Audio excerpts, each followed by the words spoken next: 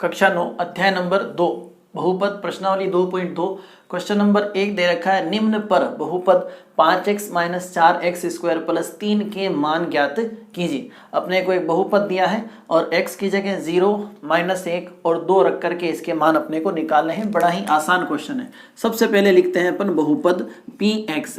देखें ये बहुपद का संकेत है। p का मतलब होते हैं पोलिनोमियल, पोलिनोमियल मतलब बहुपद, और x ये बताता है कि ये बहुपद है जो x के चरबे है, जो कि दे रखा है 5x - 4x² + 3। अब हमें x जहां नजर आएगा वहां 0 रखना है, तो यहां रखें 0। फिर आगे 5 × 0, 4 × 0 का स्क्वायर और प्लस में 3। 5 का 0 से गुणा करूंगा 0, -4 × 0 का स्क्वायर 0 प्लस के 3, 0 माइनस इसका भी गुणा 0 प्लस 3। अब 0 का कोई मतलब है नहीं, तो कुल मिला के इस बहुपद का मान x बराबर 0 पर कितना हो जाएगा 3। इसी तरह इसी बहुपद का मान -1 पर भी अपने को निकालना है।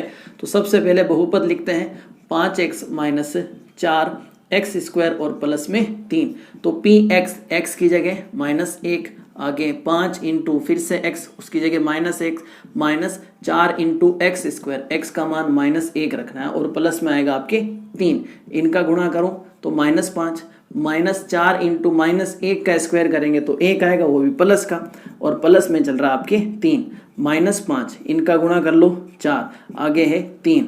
ये दोनों माइनस के इनको इकट्ठा कर ले, माइनस का 5 ये माइनस के 4 ये, टोटल माइनस के 9 होंगे और प्लस का 3।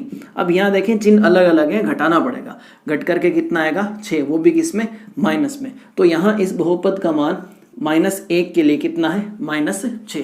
इसी तरह तीसरे भाग को निपटाएंगे। सबसे पहला काम करें बहुपद को लिखने का, जो कि दे रखा है आपको 5x - 4x² + 3।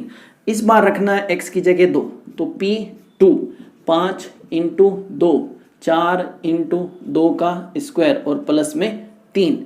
इनका गुणा करूं तो आएगा 10 -4 × 2 का स्क्वायर 4 प्लस में 3, 10 - 4 चौक 16 और प्लस में 3। अब देखें 1 10 प्लस का ये 1 प्लस का 3, वो ये और वो कितने हो जाएंगे 13 और माइनस का 16। अब 13 में से 16 निकालेंगे तो माइनस का 3। ये है आपके इस क्वेश्चन का आंसर, यानी क्वेश्चन नंबर 1। अब देखें क्वेश्चन नंबर 2।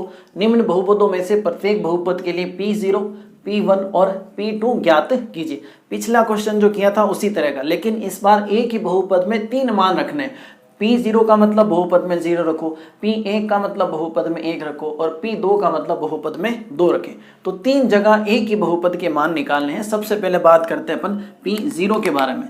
p0 का मतलब बहुपद में आपको y की जगह 0 रखना है, तो ये रख दिया 0 उसका स्क्वायर, फिर y की जगह 0 प्लस का 1, 0 का स्क्वायर 0 -0 और प्लस का 1। अब 0 का कोई मतलब है नहीं, कुल मिला के इसमें कितना बच जाएगा आपके प्लस का 1। अब इसी तरह 1 रखेंगे तो p1 का मान, यानी बहुपद में y की जगह 1 रखेंगे, ये आया y इसका स्क्वायर यानी 1 का स्क्वायर, माइनस फिर से y की जगह 1 प्लस का 1, 1 का स्क्वायर 1 -1 और प्लस 1, माइनस प्लस कैंसिल होंगे, बचेगा कितना 1 बचेगा। अब 2 पर जांच करें तो p2 का मान अपने को निकालना है, तो जहां y दिखे वहां 2 रख दें। ये रहा y इसका स्क्वायर, फिर माइनस का y तो y की जगह 2 और प्लस का 1, 2 का स्क्वायर 4 -2 प्लस 1, 4 ये 1 ये कितना हो जाएंगे 5 और माइनस का कितना 2।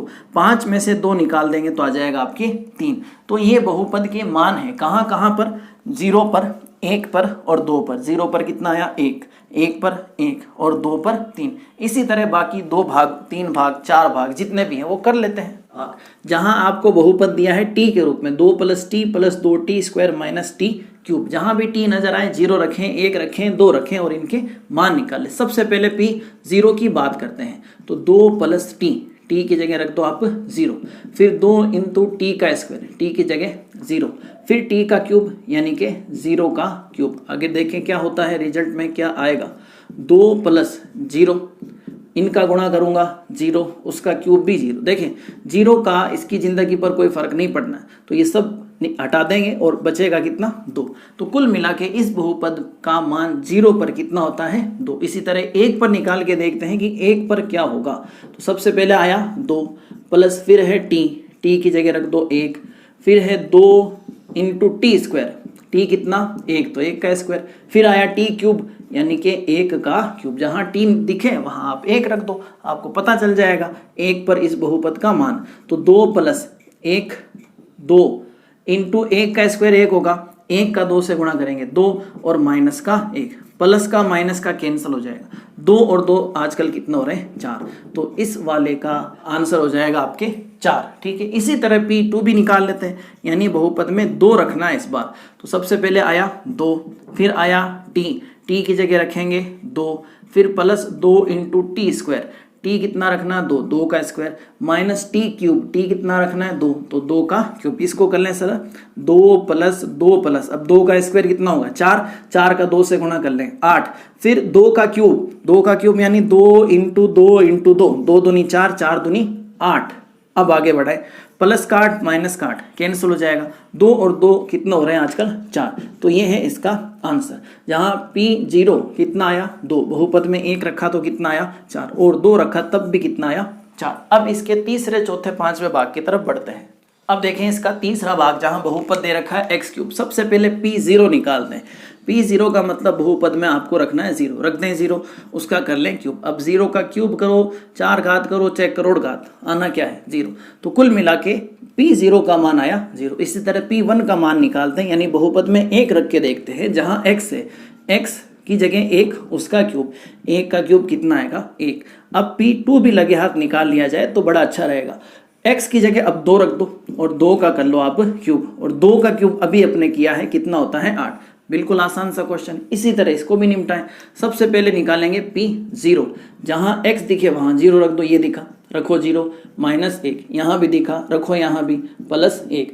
अब ध्यान से देखें, 0 में से अगर 1 घटेगा तो माइनस 1 रहेगा, क्योंकि छोटी संख्या से बड़ी संख्या घटाओगे तो माइनस में आएगी, इंटू 0 में 1 जोड़ दो 1 रहेगा, 1 का 1 से गुणा 1 ही होगा, साथ में लगेगा माइनस। कुल मिला के P0 की वैल्यू आ गई आपके माइनस का 1। इसी तरह P1 की वैल्यू निकाल लेते हैं। अब आपको रखना है 1, रख दो 1, ये रहा x, इसकी जगह 1 माइनस 1, ये रहा x, इसकी जगह भी 1 और आगे प्लस का 1। 1 में से 1 गए 0, 1 और 1 2, इनका गुणा 0, तो P1 की वैल्यू आ गई 0।